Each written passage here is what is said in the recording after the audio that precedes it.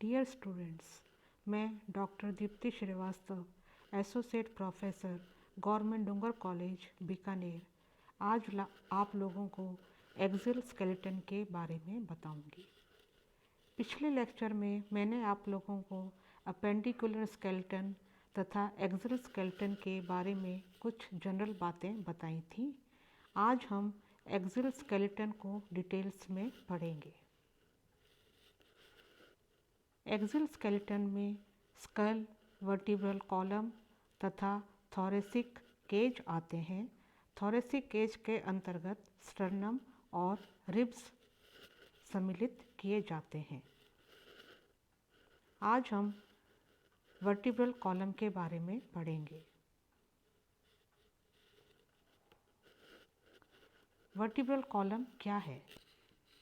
जैसा कि हम पहले के लेक्चर्स में पढ़ चुके हैं, हायर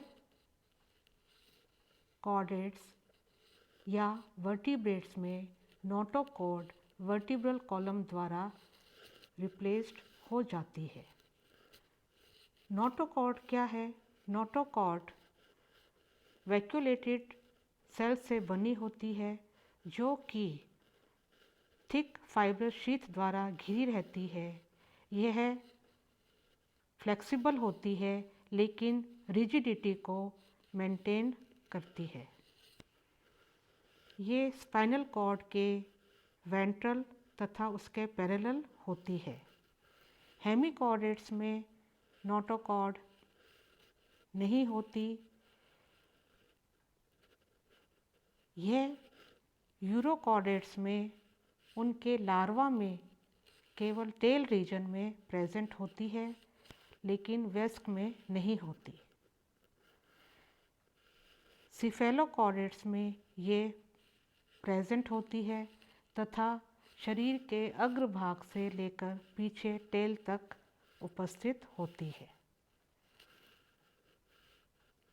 वर्टिब्रेट्स में उनके एम्ब्रियो में ये उपस्थित होती है लेकिन बाद में जैसे जैसे वर्टिब्री बनती हैं वैसे वैसे नोटोकॉर्ड कंस्ट्रिक्टेड होती रहती है, संकुचित होती रहती है और बाद में ये बिल्कुल ख़त्म हो जाती है और उसकी जगह वर्टिब्रल कॉलम पूरी बन जाती है। तो इस तरह से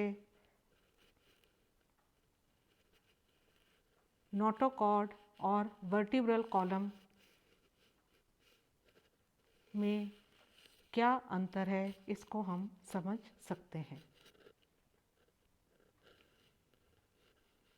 Every vertebra has a body which consists of a large anterior middle portion called the centrum and a posterior vertebral arch also called a neural arch.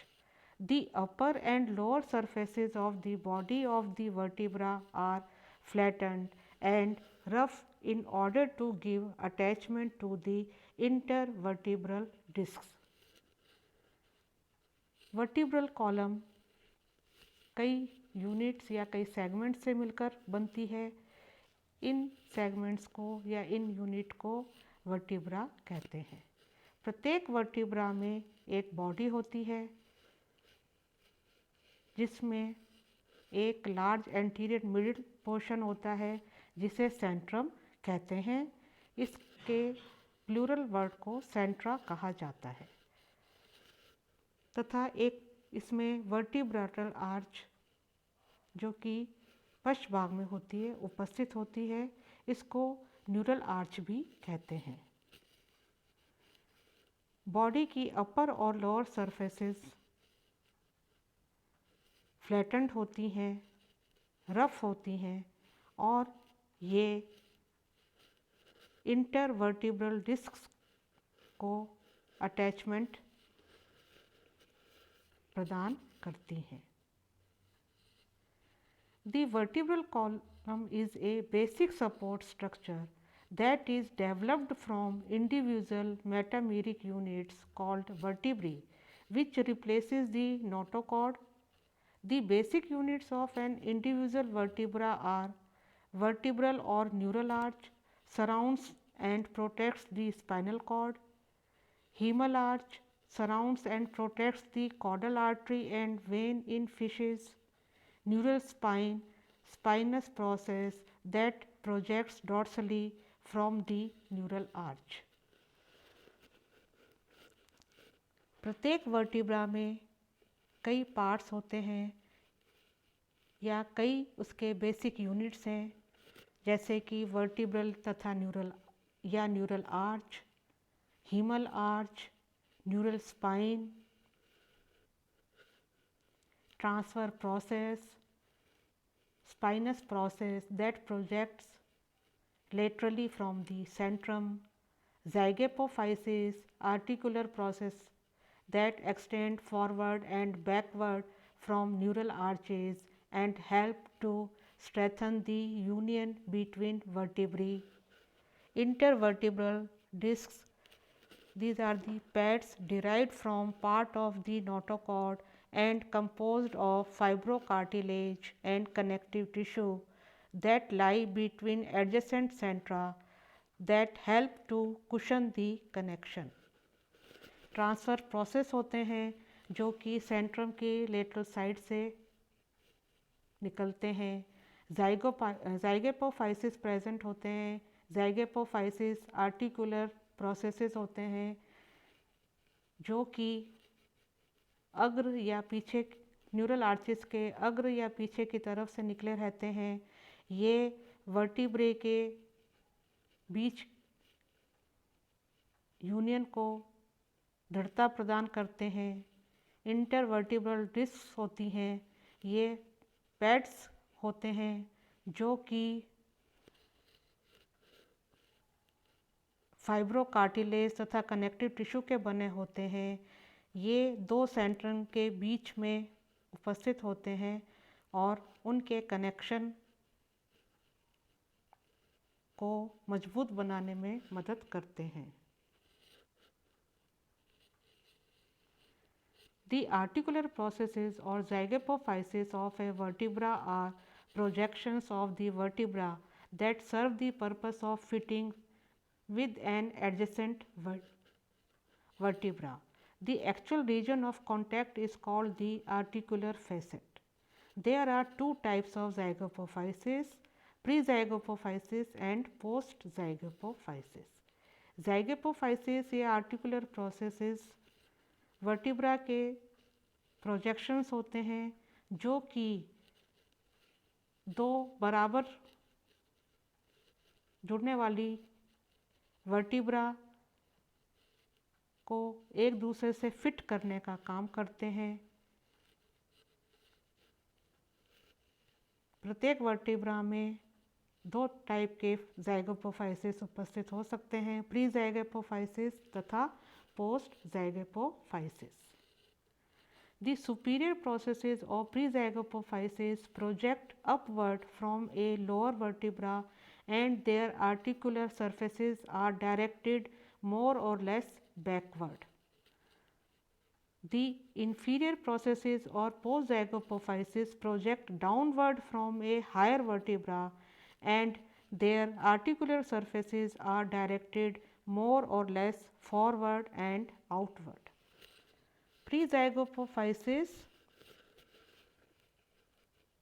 Lower vertebra या नीचे वाली वर्टिब्रा से ऊपर की तरफ निकलते हैं और इनकी आर्टिकुलर जो सरफेसेस होती हैं या जुड़ने वाली जो सतह होती हैं वो बैकवर्ड होती हैं, पीछे की तरफ डायरेक्टेड होती हैं। इसी तरह से इन्फीरियर प्रोसेसेस या पोस्ट ज़ाइगोपोफाइसिस ऊपर वाली वर्टिब्रा से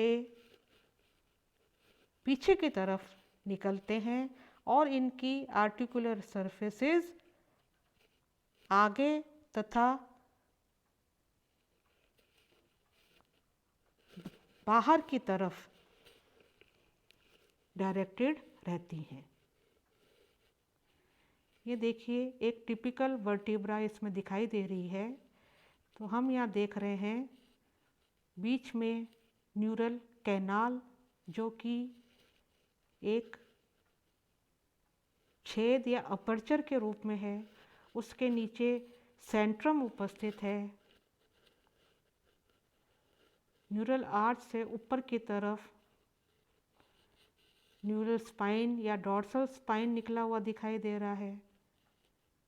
फिर साइड में हम देख रहे हैं आर्टिकुलर प्रोसेसेस जो कि प्रीज़ाइगोपोफाइसिस या पोस्टज़ाइगोपोफाइसिस के रूप में होते हैं। ट्रांसवर्स प्रोसेसेस दिखाई दे रहे हैं और सेंट्रम के नीचे की तरफ वेंट्रल स्पाइन निकले हुआ दिखाई दे रहा है। सेंट्रम अलग अलग एनिमल्स की अलग अलग वर्टिब्रा में विभिन्न प्रकार के सेंट्रम उपस्थित हो सकते हैं। उनके प्रकार क्या क्या हो सकते हैं?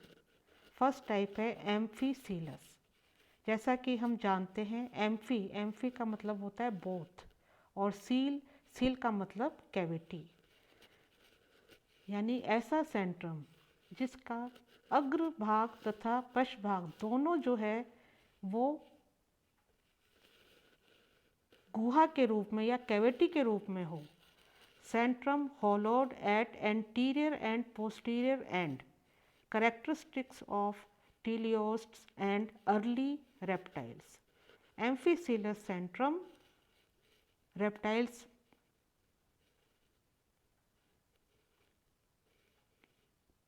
के अर्ली रेप्टाइल्स में या टीलियोस्ट फिशेज में पाया जाता है।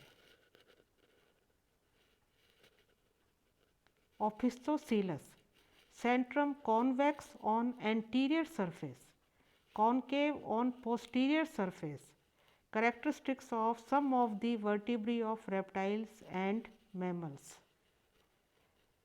Anterior surface की तरफ सेंट्रम कॉन्वेक्स हो यानी कि गुहा के रूप में हो, तथा पोस्टीरियर सरफेस पर कॉनकेव हो यानी कि उभरा हुआ हो। इस तरह के सेंट्रम को ओफिस्टोसीलस कहते हैं। और यह कुछ रेप्टाइल्स तथा कुछ मैमल्स के वर्टिब्री में पाया जाता है। Procoelous centrum concave on anterior surface, convex on posterior surface, characteristics of some reptiles and amphibians. Procoelous, pro का मतलब आगे की तरफ, सील मीन्स कैविटी। तो ऐसा सेंट्रम जिसमें एंटीरियर सरफेस की तरफ सेंट्रम कॉनकेव हो तथा पोस्टीरियर सरफेस की तरफ कॉन्वेक्स हो, उस तरह का सेंट्रम प्रोसीलस कहलाता है। यानी कि यहाँ पर हमें एक तरफ खड्डा और एक तरफ उभार दिखाई देगा। इस तरह के सेंट्रम कुछ रेप्टाइल्स के तथा एम्फीबियंस की विशेषता होती है। एसीलस, ए का मतलब एब्सेंट, सील मीन्स कैविटी। जब सेंट्रम में किसी तरह की कैविटी या खड्डा नहीं हो तब उस तरह के सेंट्रम को एसीलस सेंट्रम कहा जाता है। यहाँ पर क्योंकि कोई कैविटी नहीं होती तो सेंट्रम चपटा होता है, फ्लैट होता है। Centrum flat on posterior and anterior surface, characteristics of some reptiles and mammals. इस तरह का सेंट्रम कुछ रेप्टाइल्स की वर्टिब्रा में तथा मैमल्स की वर्टिब्रा में पाया जाता है।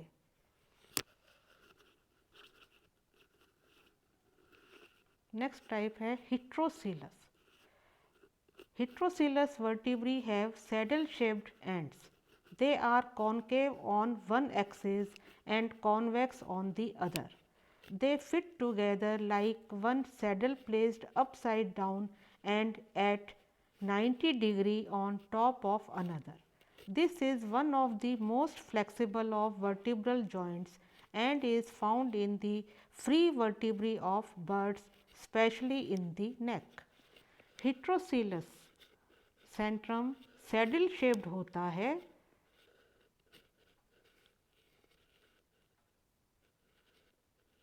और ये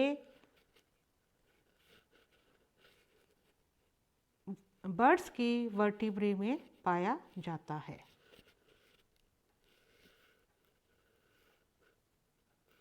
In tetrapods, two general anatomical relationships occur between centra and neural arches. Centrum तथा न्यूरल आर्चिस के बीच दो प्रकार के रिलेशनशिप्स होते हैं।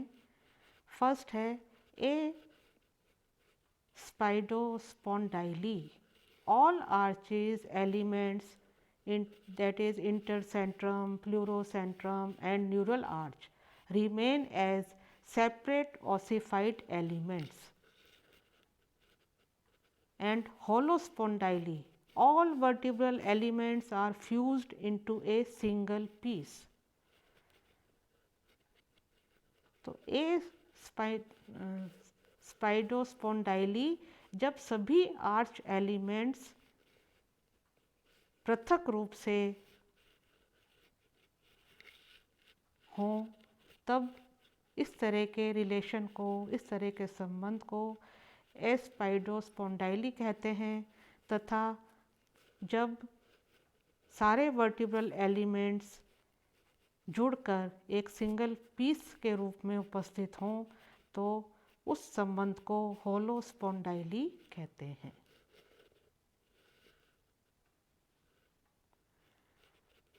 वर्टिब्रल कॉलम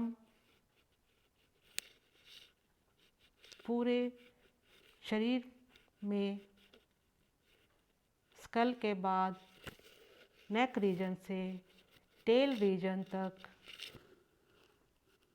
पूरे शरीर की लंबाई में फैला रहता है। उसकी उपस्थिति शरीर के कौन से भाग में है उस आधार पर उनकी वर्टिब्रा को डिफरेंट नाम दिए गए हैं। जैसे कि नेक रीजन में उपस्थित वर्टिब्री को सर्वाइकल वर्टिब्री कहा जाता है। इसी तरह से थॉरस या वृक्ष रीजन में उपस्थित वर्टिब्रा या कशेरुकियों को थोरेसिक वर्टिब्री कहा जाता है। इसी तरह से एब्डोमेन रीजन में उपस्थित वर्टिब्री को लंबर वर्टिब्री कहा जाता है। हिप रीजन में प्रेजेंट वर्टिब्री को सैक्रल वर्टिब्री या सैक्रम कहा जाता है तथा टेल रीजन की वर्टिब्री को कॉक्सिस कहते हैं। तो इस तरह से यहाँ पर वर्टिब्री के डिफरेंट सेगमेंट्स दिखाई दे रहे हैं जो कि रीजनल वेरिएशन को बता रहे हैं।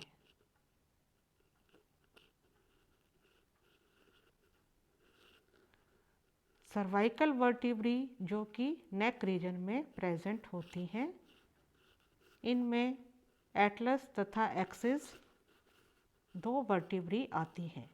फर्स्ट सर्वाइकल वर्टिब्री को एटलस कहा जाता है और सेकंड को axis. Atlas, the first cervical vertebra of terrestrial vertebrates which articulates with the skull, nodding movements of the head occur between the atlas and the skull. Axis, the second cervical vertebra of mammals, rotatory movements of the head occur between the atlas and axis. Thoracic, vertebrae of chest region articulate with ribs. Lumbar, vertebrae of lower back, sacral, lower vertebrae that are fused as the sacrum. 3 fused in dog and cat, 5 fused in human. Caudal vertebrae, vertebrae of tail, pygostyle in birds forms attachment for tail feathers.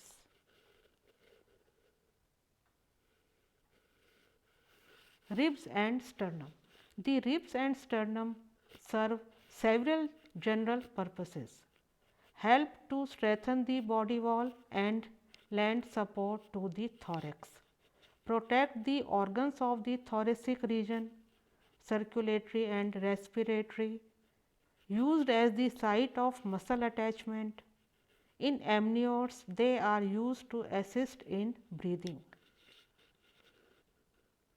जैसा कि हमने पहले पढ़ा था, thoracic cage के अंतर्गत ribs तथा sternum आते हैं। रिब्स और स्टर्नम कई कार्य करते हैं। ये बॉडी वॉल को स्ट्रेंथ प्रदान करते हैं, थोरेक्स को सपोर्ट देते हैं। थोरेसिक रीजन में प्रेजेंट ऑर्गन्स जैसे कि सर्कुलेटरी तथा रेस्पिरेटरी ऑर्गन्स को प्रोटेक्ट करते हैं। मसल अटैचमेंट के लिए साइट या स्थान प्रदान करते हैं। एमनियोट्स एनिमल में ये ब्रीदिंग या सांस लेने की क्रिया में भी मदद करते हैं।